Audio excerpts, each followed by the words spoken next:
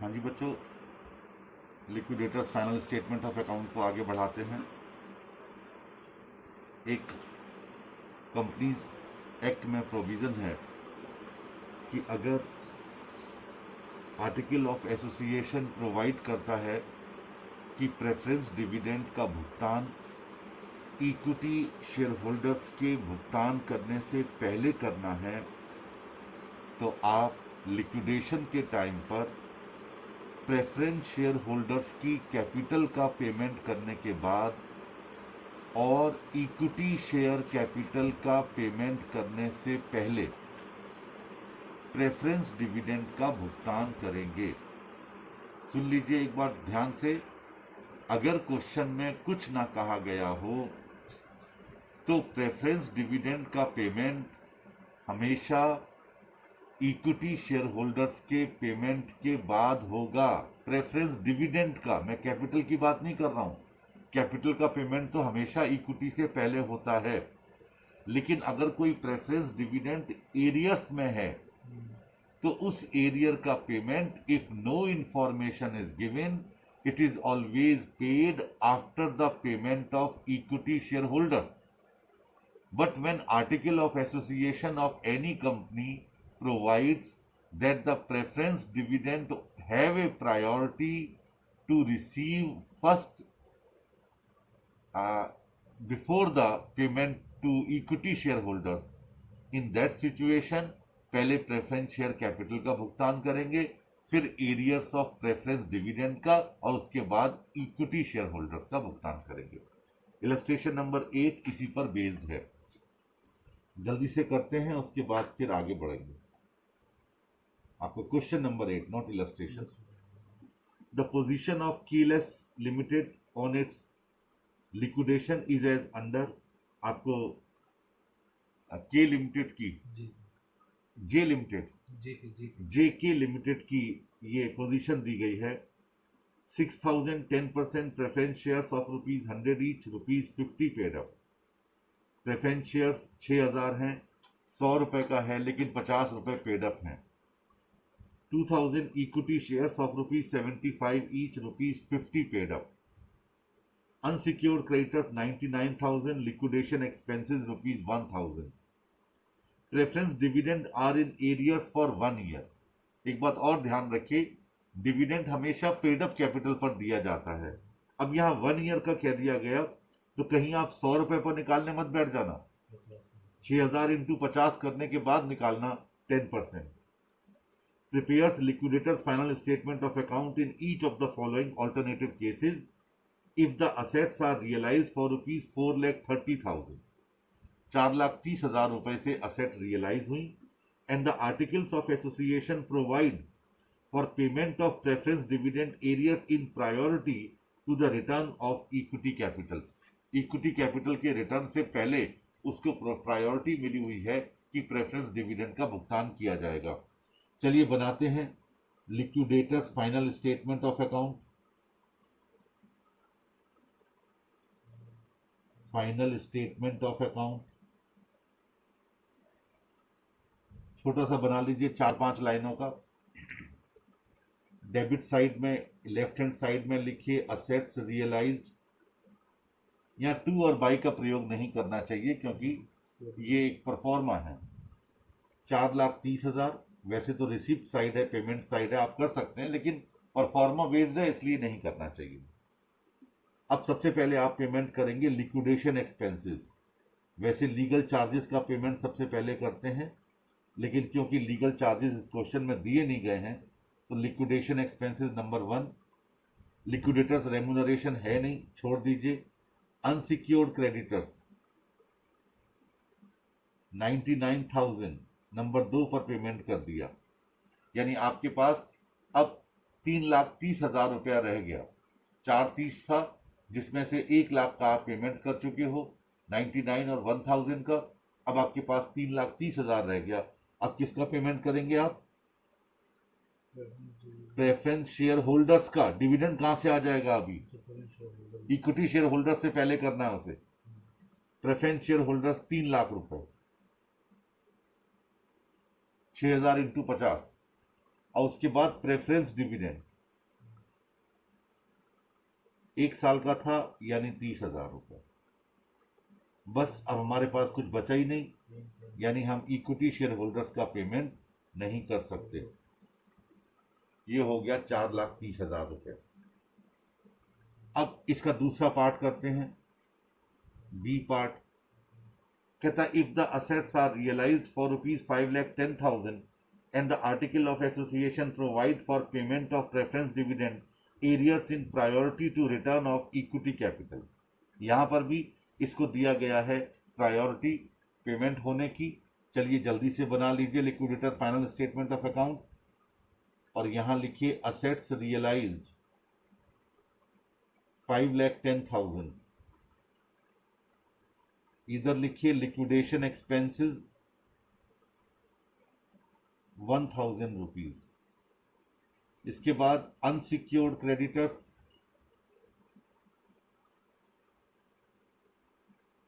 99,000। इसके बाद preference share holders 3 lakh. Arrears को पहले मिला हुआ है तो प्रेफरेंस डिविडेंड इन एरियर्स 30,000। अब 4,30,000 चले गए, हमारे पास कितना बच गया? 80,000 रुपए। 80,000 किसको दे देंगे? अब हम दे देंगे आपके कॉन्ट्रीब्यूटरीज को, यानी इक्विटी शेयर होल्डर्स को। तो payment to equity share holders 80,000 था, कुल इक्विटी शेयर होल्डर्स कितने हैं? 2,000।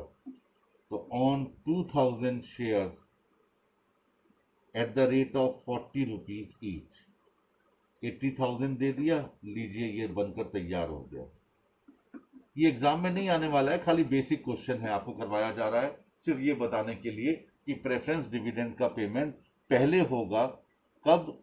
जबकि आर्टिकल ऑफ एसोसिएशन प्रोवाइड करता है, लेकिन वो भी किससे पहले होगा? इक्विटी शेयर होल्डर से। प्रेफरेंस शेयर कैपिटल का पेमेंट तो हमेशा पहले ही होना है। अब इसके बाद आगे कहता है कि 5,10,000 रुपए रियलाइज्ड हुआ हमें, तो ठीक है, एक और बना लीजिए सी।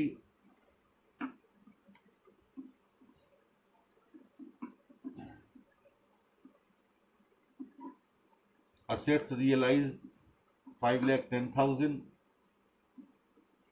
Liquidation expenses 1,000, unsecured creditors 99,000, preference share holders 3 lakh. लेकिन अब हम प्रेफरेंस डिविडेंड का पेमेंट नहीं करेंगे। क्यों नहीं करेंगे? क्योंकि आर्टिकल ऑफ एसोसिएशन में कुछ कहा नहीं गया है, साइलेंट है, क्वेश्चन में लिखा हुआ है। तो अब हम पेमेंट करेंगे किसका? इक्विटी शेयर होल्डर्स का। और इक्विटी शेयर होल्डर 2,000 थे, 50 रुपए पेड हैं, तो 1,00,000 रुपए। अब कितना बचा? 10,000। अब ये दे देंगे हम एरियर्स ऑफ प्रेफरेंस डिविडेंड। उनका 30,000 था लेकिन बचा ही नहीं, तो अब हम सिर्फ 10,000 उनको पेमेंट कर देंगे। और इस तरीके से ये क्वेश्चन का पार्ट भी कंप्लीट हो गया।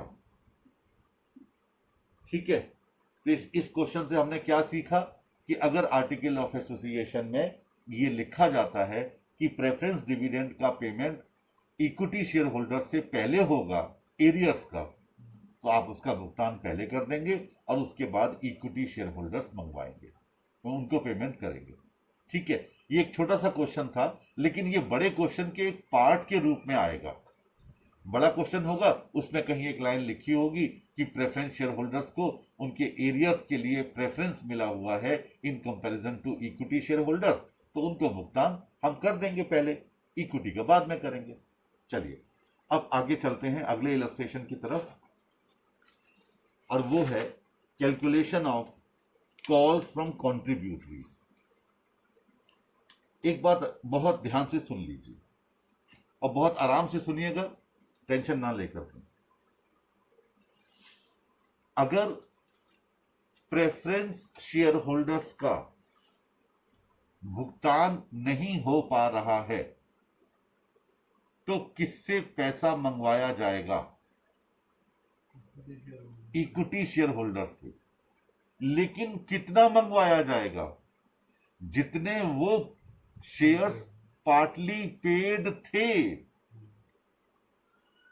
ये मत समझ लेना कि equity share holders fully paid है और फिर भी आप उनसे पैसा मंगवा रहे हैं। किसी भी शेयर होल्डर को उसके शेयर की फेस वैल्यू से ज्यादा का कभी नुकसान नहीं हो सकता, क्योंकि कंपनी लिमिटेड लायबिलिटी कंपनी होती है। तो शेयर होल्डर्स की लायबिलिटी लिमिटेड होती है up to the face value of their shares. तो अगर प्रेफरेंस शेयर कैपिटल का पेमेंट पूरा नहीं हो पा रहा है जो असेट रियलाइज्ड हुई हैं उससे, और equity share holders fully paid हैं, तो कुछ नहीं मंगवाया जाएगा। बचा हुआ पेमेंट प्रेफरेंस शेयर होल्डर्स को कर दिया जाएगा। और अगर इक्विटी शेयर होल्डर्स आपके पार्टली पेड हैं तो फिर जरूर उनको पेमेंट कर दिया जाएगा। प्रेफरेंस शेयर होल्डर्स को इक्विटी शेयर होल्डर्स से पैसा मंगवा करके। ठीक है, मान लीजिए अनसिक्योर्ड क्रेडिटर्स का भी पूरा पेमेंट नहीं हो पा रहा है, तो ऐसी दशा में पहले तो हम इक्विटी शेयर होल्डर से पैसा मंगवाएंगे, उनको पूरा फुल्ली पेड कर देंगे, और फिर भी पूरा नहीं हो पा रहा है तो फिर हम प्रेफरेंस शेयर होल्डर से मंगवाएंगे, और वो भी उनके फेस वैल्यू से ज्यादा नहीं। यानी 3-4 बातें गांठ बांध लीजिए कि कोई भी शेयर होल्डर अपने द्वारा लिए गए शेयर्स की फेस वैल्यू से ज्यादा का लॉस नहीं सहता। दूसरी चीज, कुछ प्रेफरेंसेस होते हैं कि प्रेफरेंस शेयर कैपिटल का अगर पेमेंट नहीं हो पा रहा है तो फिर इक्विटी शेयर होल्डर से पैसा मंगवाया जाएगा। नंबर 3, अगर अनसिक्योर्ड क्रेडिटर्स का भी पूरा पैसा नहीं पेमेंट हो पा रहा है और इक्विटी और प्रेफरेंस दोनों पार्टली पेड हैं अभी, जैसा पिछला क्वेश्चन किया था, तो हम पहले इक्विटी शेयर होल्डर से अनकॉल्ड अमाउंट मंगवा लेंगे, और अगर वो भी नहीं हो पा रहा है पेमेंट सिक्योर्ड क्रेडिटर्स का अभी भी बचा पड़ा है अनसिक्योर्ड का, तो फिर हम मंगवाएंगे प्रेफरेंस शेयर होल्डर से। ये बात ध्यान रखिएगा। अगला क्वेश्चन इसी पर बेस्ड है, आगे के 2-3-4 क्वेश्चन इसी पर बेस्ड हैं, तो बड़े ध्यान से मजे से कीजिएगा। आइए क्वेश्चन नंबर 9।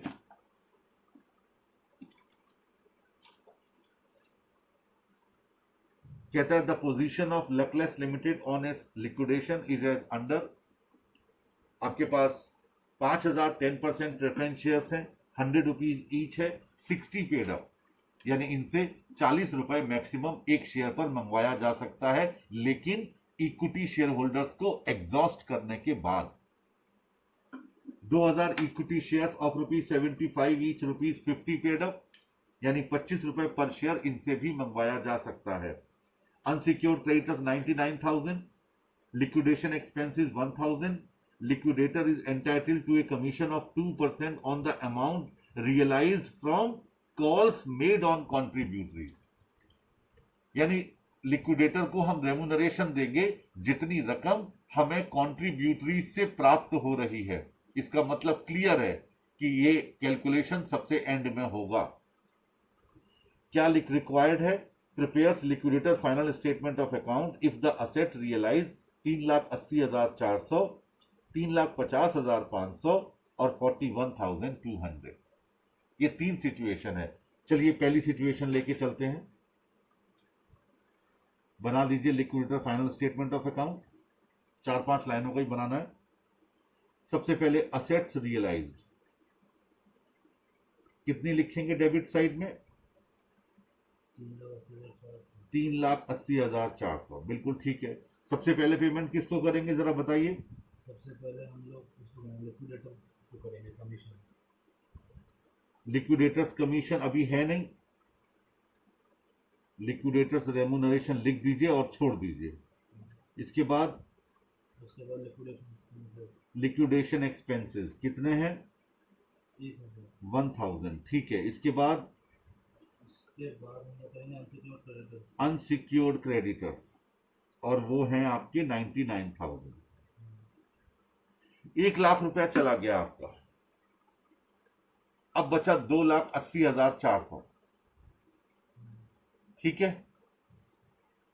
जबकि अब अगला पेमेंट होना है प्रेफरेंस शेयर कैपिटल को 3 लाख रुपए का। यानी कितने की शॉर्टेज है हमारे पास? ये हमारे पास है 19,600 की।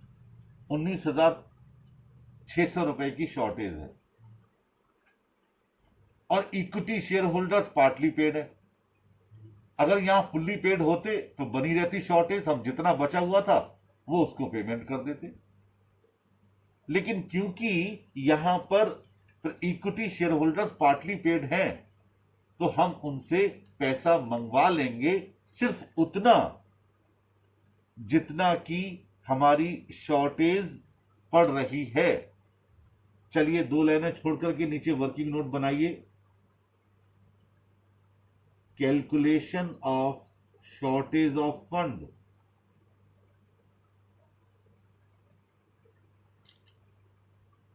ठीक है। बैलेंस लेफ्ट 3,80,400 माइनस 1,000 माइनस 99,000, 2,80,400, ठीक है। Preference share capital to be paid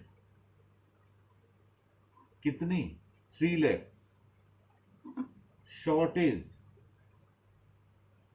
of fund 19,600, ठीक है। अब जरा ध्यान से सुनिएगा कि क्वेश्चन में कहा गया था कि जितना हम कॉन्ट्रीब्यूटरी से कॉल करेंगे उस पर 2% का लिक्विडेटर का रेम्यूनरेशन भी दिया जाएगा। इसका मतलब इक्विटी शेयर होल्डर से जितना पेमेंट हमको प्राप्त होगा उसका 2% तो हमें उसे कमीशन देना पड़ेगा और बाकी बचा हुआ प्रेफरेंस शेयर होल्डर्स के काम आएगा। आप कहेंगे सर पूरा क्यों नहीं मंगवा लेते इक्विटी शेयर होल्डर से जितना उनका अनकॉल्ड अमाउंट थी? क्या फायदा? अनकॉल्ड अमाउंट को अगर हम पूरा मंगवा लेंगे तो फिर इक्विटी शेयर होल्डर्स को ही वापस करना पड़ेगा। तो पहले उनसे मंगवाएं फिर उनको वापस करें, क्या फायदा? अब मुझे एक बात बताइए कि इक्विटी शेयर होल्डर से कितना मंगवाया जाए जिससे कि हम लिक्विडेटर को रेम्यूनरेशन भी दे दें 2% और 19,600 की पूर्ति भी पड़ जाए। 19,992। 19,992 जवाब बिल्कुल गलत है। ठीक ठीक है, ऐसे नहीं आएगा।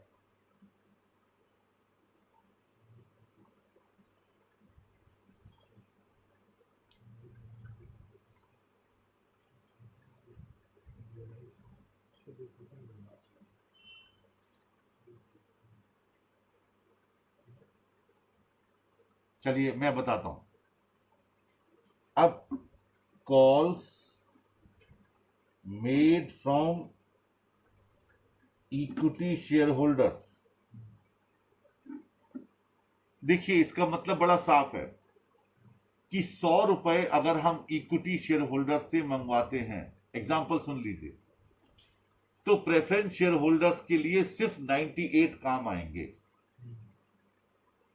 प्रेफरेंस शेयर होल्डर्स के लिए सिर्फ 98 काम आएंगे क्योंकि 2 रुपए तो लिक्विडेटर अपना रेम्यूनरेशन ले जाएगा। तो 19,600 डिवाइडेड बाई 100 माइनस 2 इंटू 100, 98 काम आएंगे सिर्फ। तो ये बचा 20,000 रुपए। इसका मतलब अगर हम इक्विटी शेयर होल्डर से 20,000 मंगवा लें तो 2% कमीशन 400 उसको चला जाएगा और 19,600 का शॉर्टेज पूरा हो जाएगा। अब डेबिट साइड में लिखिए कॉल्स फ्रॉम कॉन्ट्रीब्यूटरीज 20,000, ठीक। कितने शेयर्स थे इक्विटी? इक्विटी थे 2,000, तो on 2000 shares at the rate of 10 rupees each, liquidator का रेम्यूनरेशन हो गया अब 400, जो आपने ऊपर कॉलम छोड़ा हुआ था, और नीचे प्रेफरेंस शेयर कैपिटल या शेयर होल्डर्स पूरा 3 लाख रुपए दे दीजिएगा, और इसका टोटल आ गया 4,04,000। लीजिए, ये पहला पार्ट तैयार हो गया। बहुत छोटी सी बात थी समझने की कि भाई जितना उनसे पैसा मंगवाएंगे यूटिलाइज 98 हो पाएगा, तो बस डिवाइडेड बाय 98 इंटू 100। मान लो 3% कमीशन होता तो डिवाइडेड बाय 97 करते, 4% कमीशन होता। जब 19,600 नेट फिगर है तो नीचे नेट से डिवाइड होगा। अगर 19,600 ग्रॉस फिगर होती तो नीचे 100 प्लस 2, जैसे हम कमीशन निकाला करते थे मैनेजर का, और net profit after charging his commission. चलो बी पार्ट लो इसका। बी पार्ट में कहा गया 3,50,500 ये हमारी असेट रियलाइज हुई। ये लीजिए असेट्स रियलाइज्ड 3,50,500। लिक्विडेटर का रेम्यूनरेशन लिख दीजिए, अभी खाली छोड़ दीजिए। लिक्विडेशन के एक्सपेंसेस ले लीजिए 1,000, बिल्कुल ठीक है। अनसिक्योर्ड क्रेडिटर्स ले लीजिए 99,000। अब कितनी शॉर्टेज है जी, ध्यान से देखिए। शॉर्टेज बची आपकी 3,50,500 माइनस 1,00,000 यानी 2,50,500। और प्रेफरेंस शेयर कैपिटल का भुगतान कितना करना है, 3 लाख का। तो 3 लाख माइनस 2,50,500 कितना बचा, 49,500। अब इक्विटी शेयर होल्डर से कितना पैसा मंगवा सकते हैं मैक्सिमम हम लोग,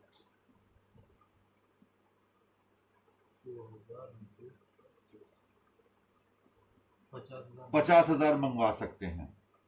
और यहां जरूरत पड़ रही है 49,500 की। 50,000 पर 2% का हमें कमीशन भी देना पड़ेगा 1,000, यानी 49,000 काम आ पाएंगे यहां पर।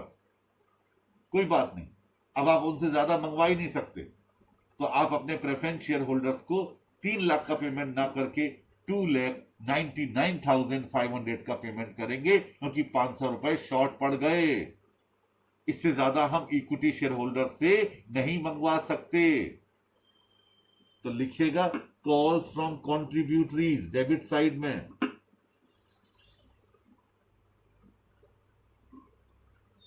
On 2,000 shares at the rate of 25 each, 50,000। अब लिक्विडेटर का रेम्यूनरेशन हो गया 1,000, और नीचे प्रेफरेंस शेयर कैपिटल हो गई 2,99,500। लीजिए 4,05,000 इसका टोटल हो गया। क्लियर हो गया? यानी इस बात से क्या पता चला कि इक्विटी शेयर होल्डर से जितनी रकम पार्टली पेड है उससे ज्यादा हम नहीं मंगवा सकते, चाहे भले ही प्रेफरेंस शेयर कैपिटल का पेमेंट कम हो पाए। 50 पूरा मंगवा लिया, 2% कमीशन था तो 1,000 कमीशन हो गया, और बाकी बचा हुआ 299,500 आपने प्रेफरेंस शेयर होल्डर्स को पे कर दिया। ठीक है, चलिए आगे बढ़िए। इसका सी पॉइंट ले लीजिए। 41,200 बहुत कम प्राप्त हो पाया। Assets realised 41,200। अब लिक्विडेटर का रेम्यूनरेशन फिलहाल ऊपर छोड़ दीजिए। लिक्विडेशन एक्सपेंसेस ले लीजिए 1,000। अब देखिए, अब अनसिक्योर्ड पेमेंट, अनसिक्योर्ड क्रेडिटर्स को कितना पेमेंट करना है, 99,000। और इक्विटी और प्रेफरेंस दोनों ही हमारे पार्टली पेड हैं, तो इक्विटी से पहले पूरा पैसा मंगवा लेंगे। अगर इसके बाद भी काम ना चला तो प्रेफरेंस शेयर होल्डर से पैसा मंगवा लिया जाएगा। अब देखो नीचे वर्किंग नोट बनाओ तेजी के साथ। अमाउंट अवेलेबल 41,200 माइनस 1,000 कितना बचा? 40,200. Amount payable to unsecured creditors 99,000. Shortage 99,000 minus 40,200 58,800. ये हमारी शॉर्टेज बची. अब हमें सबसे पहले किससे मंगवाना है? सबसे पहले मंगवाना है हमें इक्विटी शेयर होल्डर से.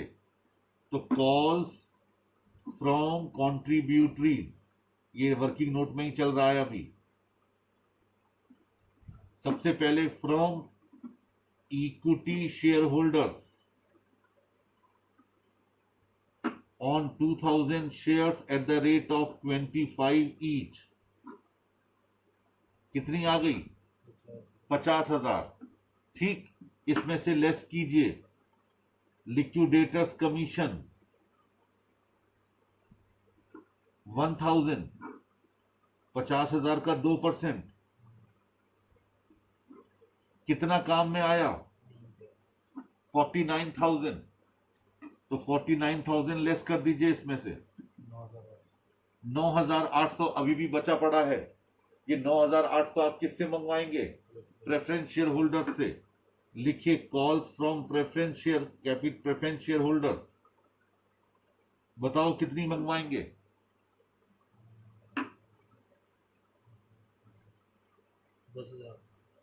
10,000 मंगवाएंगे, जिसमें से हम लिक्विडेटर को कमीशन दे देंगे 200 और 9,800 काम आ जाएगी.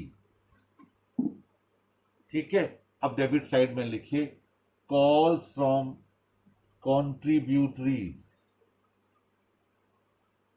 सबसे पहले इक्विटी शेयर होल्डर्स पूरा 50,000, फिर प्रेफरेंस शेयर होल्डर्स 10,000. जरा मुझे बताना लिक्विडेटर का रेम्यूनरेशन कितना दिखाया जाएगा? 1200. बिल्कुल ठीक है. और फिर अनसिक्योर्ड क्रेडिटर्स को 99,000. लीजिए क्वेश्चन बनकर तैयार हो गया. 1,01,200 आ गया liquidators final statement of account का टोटल. ये ध्यान रखिएगा, ये बड़े क्वेश्चन के पार्ट के रूप में होगा. प्लीज, ये बेसिक क्वेश्चन करवाया, लेकिन इसको बिल्कुल दिमाग में रखिए, क्योंकि अब हमारे पास रिवीजन के लिए टाइम बहुत कम है. इसलिए फाइनल स्टेज पर तैयार करते हुए चलिए, फिर एग्जाम से पहले देखना इसमें 1-2 पॉइंट. अदरवाइज इतना टाइम नहीं है कि आप इसको दोबारा से रिवाइज कर पाते. ठीक है, क्लियर हो गया? यानी क्या सीखे हम? आज 2 पॉइंट सीख चुके हैं. प्रेफरेंस डिविडेंड का एरियर अगर इक्विटी शेयर होल्डर से पहले भुगतान होगा, ऐसा आर्टिकल्स ऑफ एसोसिएशन में लिखा हुआ है, तो कृपया करके आप एरियर्स ऑफ प्रेफरेंस डिविडेंड का भुगतान प्रेफरेंस शेयर कैपिटल के बाद और इक्विटी शेयर कैपिटल से पहले करेंगे.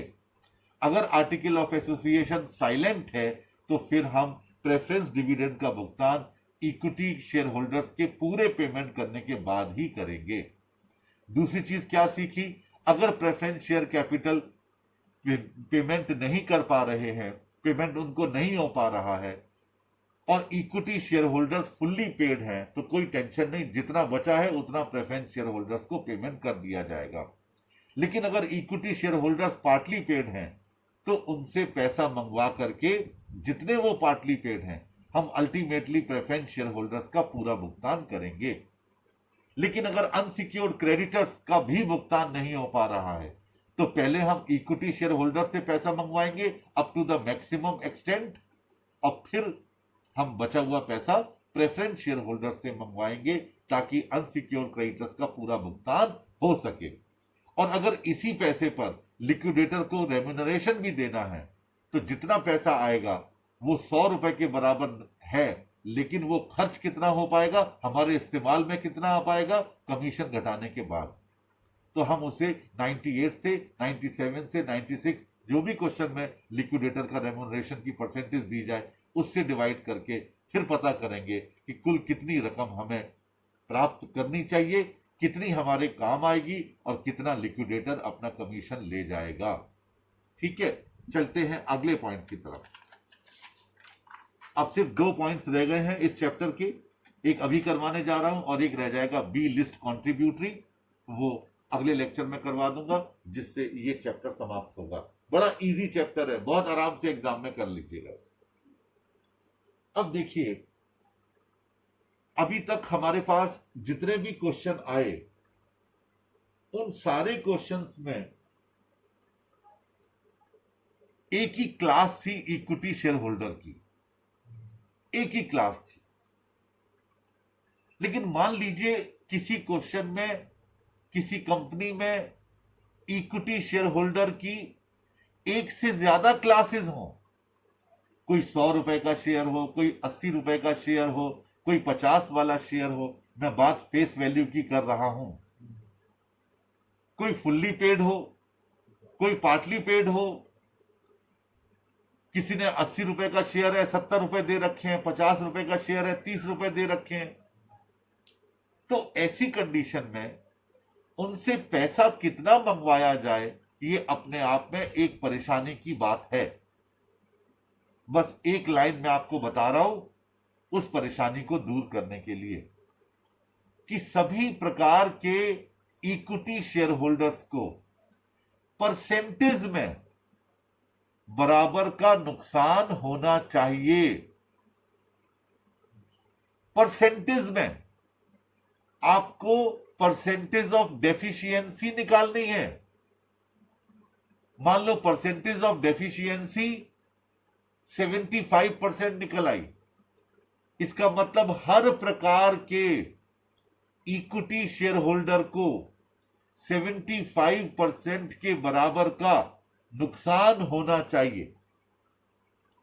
इसका मतलब कोई 100 रुपए वाला इक्विटी शेयर होल्डर है, उसने 100 का भुगतान कर दिया है, अब उसे नुकसान होना चाहिए 75% का, यानी 75 का, तो फिर उसे 25 रुपए का पेमेंट किया जाएगा कंपनी की ओर से, बजाय उससे कुछ मंगवाने के। मंगवा तो सकते ही नहीं थे क्योंकि वो फुल्ली पेड था, लेकिन फिर भी उसे 25 रुपए का पेमेंट करना पड़ेगा। अब मान लो 80 रुपए वाला शेयर होल्डर था, उसको 75% के हिसाब से नुकसान होगा, यानी 60 रुपए का। मान लीजिए उसने 55 रुपए दिया था कंपनी को, तो उससे 5 रुपए कैश मंगवा लिया जाएगा। कोई 50 रुपए वाला शेयर होल्डर है, तो उसे 75% यानी 37.5 रुपए का नुकसान होना चाहिए, और उसने 25 रुपए दे रखा है अभी कंपनी को, तो उससे 12.5 रुपए पर शेयर मंगवा लिया जाएगा। यानी सभी क्लास के इक्विटी शेयर होल्डर्स को बराबर की परसेंटेज में नुकसान होना चाहिए। ये बात गांठ बांध लीजिएगा, ये बहुत इंपॉर्टेंट पॉइंट है, एग्जाम में ये जरूर आ जाता है। अब मैं उसका एक क्वेश्चन करवाता हूं जिससे आपका ये पॉइंट क्लियर हो। क्वेश्चन नंबर 10,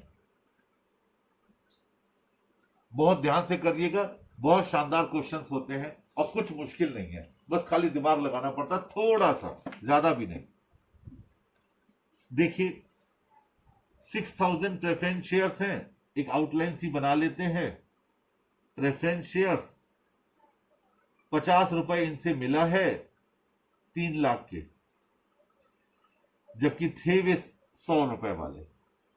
इसके बाद क्लास ए, मैंने कहा था अलग अलग क्लास होंगी। अब 500 इक्विटी शेयर्स थे, 100 रुपए वाले फुल्ली पेड।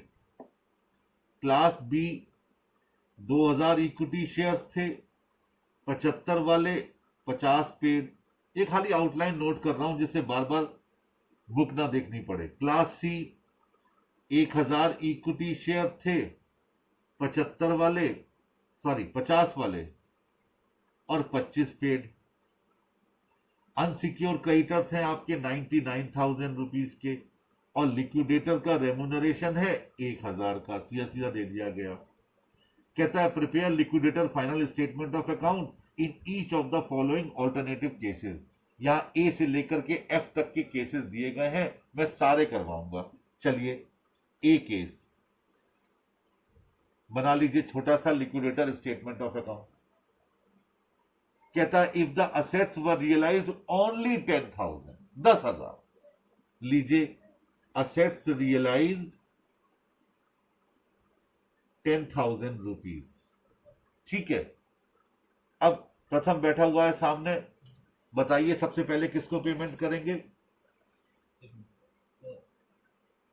लिक्विडेटर्स रेम्यूनरेशन लेना है। लिक्विडेटर रेम्यूनरेशन 1,000 रुपए, चलो ठीक है। इसके बाद उसके बाद अनसिक्योर्ड क्रेडिटर्स होंगे अनसिक्योर्ड क्रेडिटर्स को पेमेंट कितना करना है? 99। आपके पास पैसा कितना बचा है? 9,000। सिर्फ 9,000। 90,000 रुपए आपको आवश्यकता है, तो आप क्या करेंगे? कॉल्स फ्रॉम कॉन्ट्रीब्यूटरीज करेंगे। क्यों करेंगे? क्योंकि ये पार्टली पेड है, इसलिए। अब सबसे पहले equity shares class B, class A तो फुल्ली पेड है, उससे कुछ नहीं मंगवाएंगे। 2,000 इंटू 25,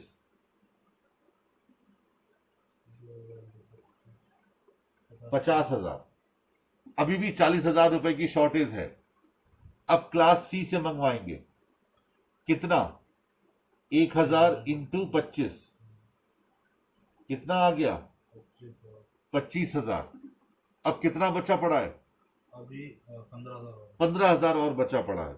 यहां पर ध्यान दीजिए, प्रेफरेंस शेयर होल्डर्स भी पार्टली पेड थे। अब मंगवाएंगे प्रेफरेंस शेयर होल्डर्स से, कितना? 15,000। 6,000 शेयर्स थे, उसके ऊपर ₹2.50 के हिसाब से, और पेमेंट कर दीजिए अनसिक्योर्ड क्रेडिटर्स पूरे 99,000, और ये लीजिए टोटल आ गया 1,00,000 रुपए।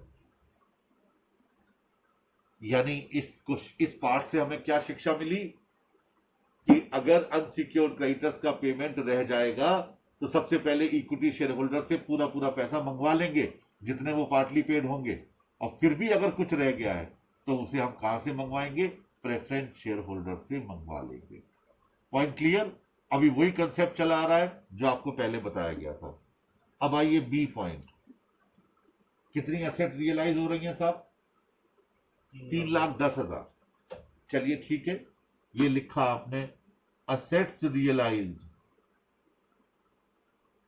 3,10,000। बहुत ध्यान से सुनिएगा,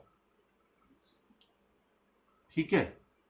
सबसे पहले पेमेंट लिक्विडेटर रेम्यूनरेशन, कितना? 1,000। नंबर 2 किसको पेमेंट? अनसिक्योर क्रेडिटर्स, कितना? 99। 1,00,000 चला गया, पेमेंट कितना बचा? 2,10,000। और प्रेफरेंस शेयर होल्डर्स कितने हैं? प्रेफरेंस शेयर होल्डर्स हैं पेमेंट करने के लिए 3,00,000। हमें कितने पैसे की आवश्यकता है अभी? 90,000। जबकि equity share holder partly paid कितने हैं? 75,000 के। आप इनसे 75,000 मंगवा लीजिए और प्रेफरेंस शेयर होल्डर्स को पार्टली पेमेंट कर दीजिए। ये लिखिए, calls from contributories class B 2,000 into 25, ये आ गया 50,000। क्लास सी 1,000 इंटू 25, ये आ गया 25,000। अब payment to preference share holders कितना आएगा? 2,85,000। ये बंद हो गया खाता। आप प्रेफरेंस शेयर होल्डर को 2,85,000 ही पेमेंट कर पाए। क्यों? पैसा था ही नहीं आपके पास। अब आइए सी केस, बहुत इंटरेस्टिंग है, और इंटरेस्टिंग और होने वाला है। असेट रियलाइज कितनी हुई साहब? 3,95,000। सबसे पहला पेमेंट लिक्विडेटर रेम्यूनरेशन 1,000। इसके बाद दूसरा पेमेंट अनसिक्योर्ड क्रेडिटर्स, कितना? 99,000। बैलेंस कितना बचा पड़ा है? 295। और प्रेफरेंस शेयर होल्डर्स को पेमेंट कितना करना है? 3 लाख। जो पॉइंट मैं आपको समझाना चाह रहा हूं, अब वो पॉइंट आ गया। ध्यान से समझिए, आपको 15,000 रुपए की आवश्यकता है, 2,85,000 रुपए नहीं, 2,95,000 रुपए आपके पास अवेलेबल है और पेमेंट करना है प्रेफरेंस को 3 लाख, मात्र 5,000 जरूरत है। दो टाइप के equity share holder partly paid हैं, लेकिन बात यह आती है कि किससे मंगवाया जाए। और आपको बताया गया था कि हर प्रकार के इक्विटी शेयर होल्डर को बराबर की परसेंटेज में लॉस होना चाहिए, उनके अपने अपने शेयर की फेस वैल्यू के परसेंटेज ऑफ लॉस के बराबर। अब जरा ध्यान दीजिए, वर्किंग नोट बनाते हैं और बहुत ध्यान से समझ लिए, अगला 5 मिनट आपके लिए बहुत कीमती है। अमाउंट अवेलेबल,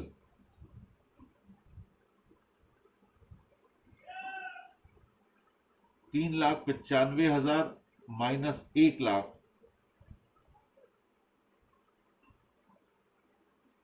2,95,000, ये अमाउंट अवेलेबल है। Amount needed for preference share holders 3,00,000, shortage कितनी?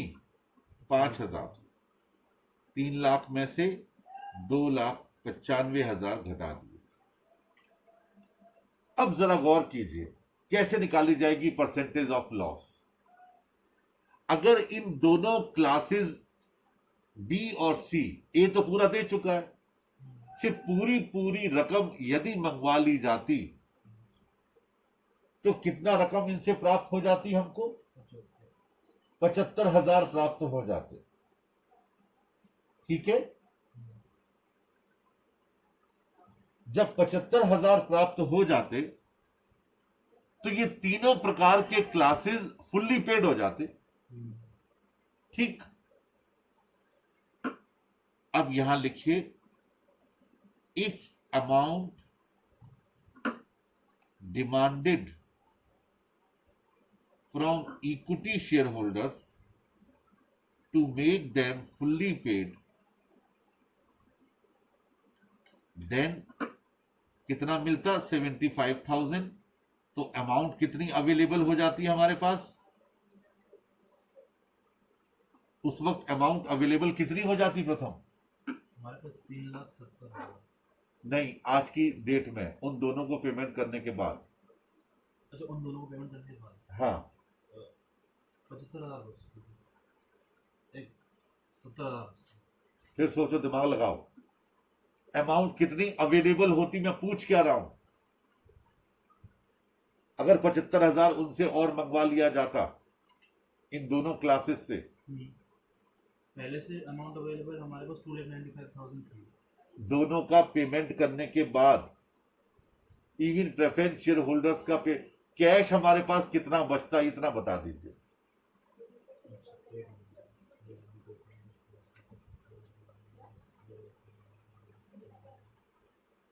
तो 70,000 बचता, बिल्कुल ठीक है, 70,000 बचता, क्योंकि 5,000 की शॉर्टेज थी और 75 उनसे आ जाता तो कितना बचता? 70,000 बचता हमारे पास। ठीक है, चलिए, बहुत अच्छा। उस वक्त हमारी पेड अप कैपिटल कितनी होती?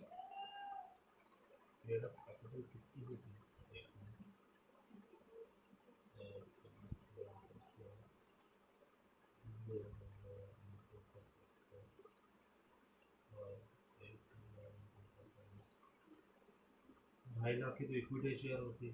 2.5 लाख रुपए की। प्रेफरेंस के तो पेमेंट हो चुका था, हाँ। प्रेफरेंस से क्यों जा रहे हो बार बार?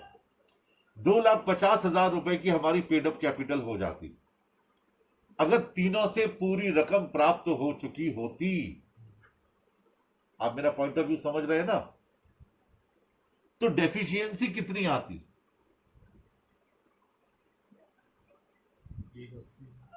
180। बिल्कुल सही जा रहा है मामला।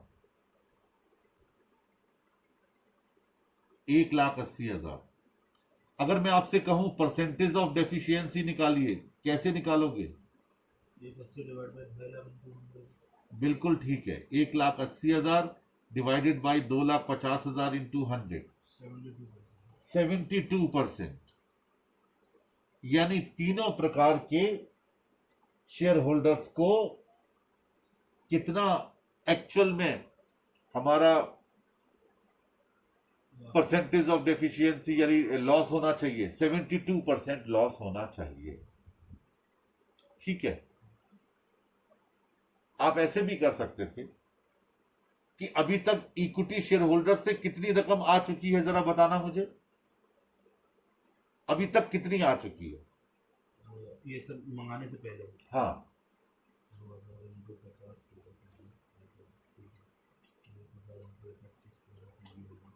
1,75,000। 1,75,000 आ चुकी है। 5,000 हम और मंगवाएंगे अभी, क्योंकि शॉर्टेज पड़ रही है प्रेफरेंस शेयर होल्डर्स के लिए। कुल कितनी रकम आ जाएगी? 1,80 आ जाएगी। और यही डेफिशिएंसी है उनकी, हम उनको पेमेंट नहीं कर पाएंगे, तो 1,80 की 2.5 लाख से परसेंटेज डायरेक्ट निकाल लीजिए, 72% आ जाएगी।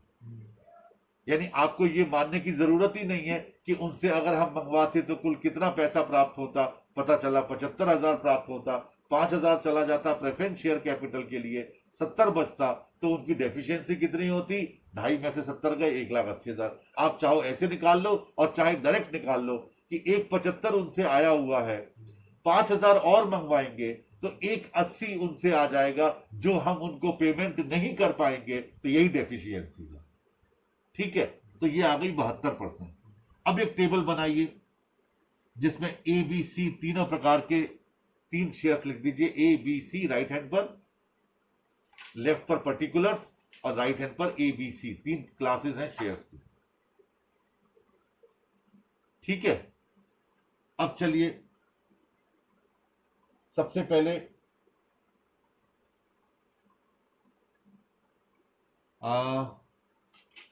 लिखिए फेस वैल्यू, 100 रुपए ए के नीचे, 75 रुपए बी के नीचे, 50 रुपए सी के नीचे, लिख लिए। Deficiency eight the rate of 72%, ए की कितनी आ गई? 72 रुपए, यानी ए को नुकसान होना चाहिए 72 रुपए पर शेयर के हिसाब से। बी का 75 का 72%, 54, सी का 36। अब C point, paid up amount, A ने पूरा 100 दे दिया है, बी ने 50 दिया है और सी ने 25 दिया है। अंडरलाइन कीजिए और लिखिए नेट अमाउंट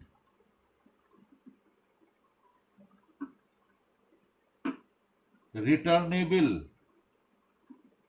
रिटर्नेबल को ब्रैकेट में लिख दीजिए और फिर बाहर लिखिए रिसीवेबल, यानी जो रिटर्नेबल होगी वो ब्रैकेट में फिगर आएगी और जो रिसीवेबल होगी वो बिना ब्रैकेट के होगी। अब देखो, ए ने 100 रुपए पे कर दिए हैं, जबकि उसको नुकसान 72 रुपए का होना चाहिए, यानी ए क्लास के शेयर्स को 28 रुपए पर शेयर का हम पेमेंट करेंगे। बी क्लास के शेयर 54 रुपीज का नुकसान होना चाहिए, जबकि 50 रुपए वो पे कर चुके हैं, यानी उनसे 4 रुपए पर शेयर मंगवा लिया जाएगा। सी 36 रुपए उनका नुकसान होना चाहिए, 25 वो लोग पे कर चुके हैं, 11 रुपए के हिसाब से उनसे पैसा मंगवा लेना चाहिए। इस तरीके से निकाला जाएगा जिससे बराबर की कैटेगरीज को नुकसान हो। अब वापस क्वेश्चन में आ जाइए और डेबिट साइड में लिखिए calls from contributories, class B 2000 into 4, अंदर के कॉलम में लिखिए 8,000, सी 1,000 इंटू 11, अंदर के कॉलम में 11,000, दोनों का टोटल कर दीजिए 19,000। सबसे पहले पेमेंट कीजिए प्रेफरेंस शेयर कैपिटल पूरी 3 लाख और इक्विटी शेयर होल्डर्स क्लास ए 500 इंटू 28 यानी 14,000। लीजिए बंद कर दीजिए ये टोटल, मतलब अकाउंट 4,14,000। यानी आपको मंगवाना था सिर्फ 5,000, लेकिन आपने मंगवाया 19,000, जिससे 5,000 जोड़ करके प्रेफरेंस शेयर कैपिटल का पेमेंट हो गया और बाकी 14,000 class a equity share holders को पेमेंट हुआ 500 शेयर्स पर 28 रुपए के हिसाब से। अब कोई भी इक्विटी शेयर होल्डर कंपनी के खिलाफ नहीं जा सकता, क्योंकि तीनों को बराबर बराबर की परसेंटेज में लॉस हुआ है।